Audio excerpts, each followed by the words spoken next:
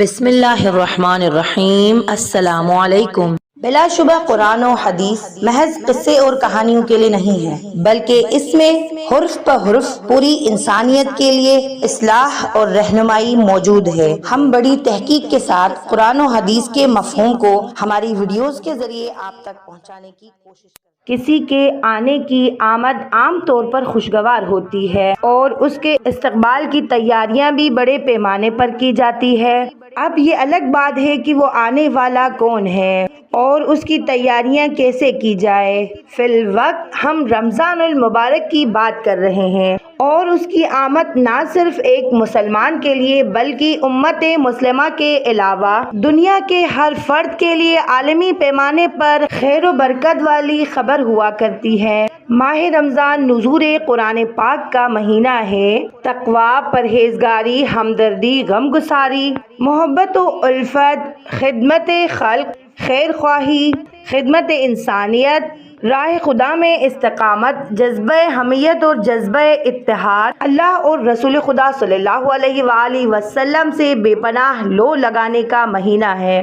لہٰذا اس کے استقبال کے لیے ہمیں اپنے اندر ہی انہی صفات کو پیدا کرنے کی تیاری کرنی ہوگی، جو صفات ماہ رمضان ہماری توجہ مبذول کرانا چاہتا ہے۔ ہم جانتے ہیں کہ رمضان المبارک میں قرآن نازل ہوا اور روزے فرض ہوئے، جنگ بدر پیش آئی، شب قدر رکھی گئی، فتح مکہ کا واقعہ پیش آیا اور اس کے عشروں کو مخصوص اہمیت دی گئی۔ پھر اس مہینے میں زکوٰۃ، نفاق اور فطرے کا اہتمام کیا۔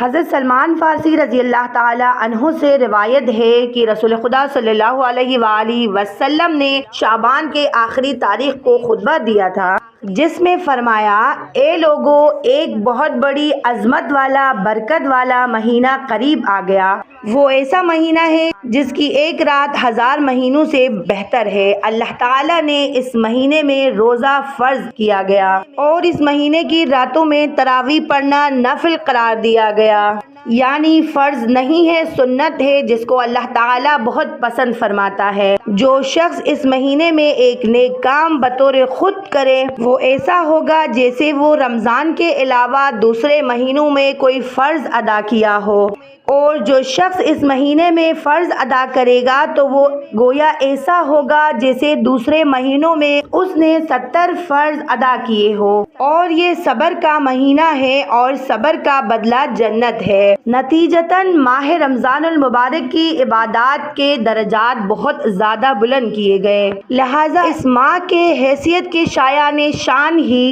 اس کا استقبال بھی کیا جائے گا۔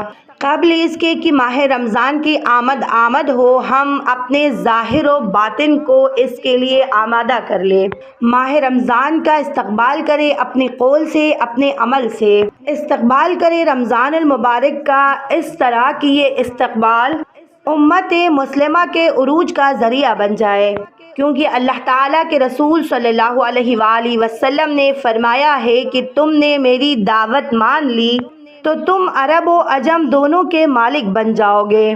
اور استقبال کرے ہر اس عبادت پر عمل کر کے جس کے ذریعے ہم قرب الہی حاصل کر سکتے ہیں۔ اور یہ مہینہ معاشرے کے غریب اور حاجت مندوں کے ساتھ مالی ہمدردی کا مہینہ ہے۔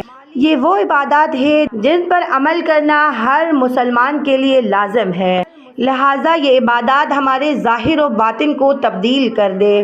بس یہی ہے استغفار، یہی ہے استقبال اور یہی ہے منزل مقصود۔ محترم سامعین، یہ تھی ہماری آج کی ویڈیو۔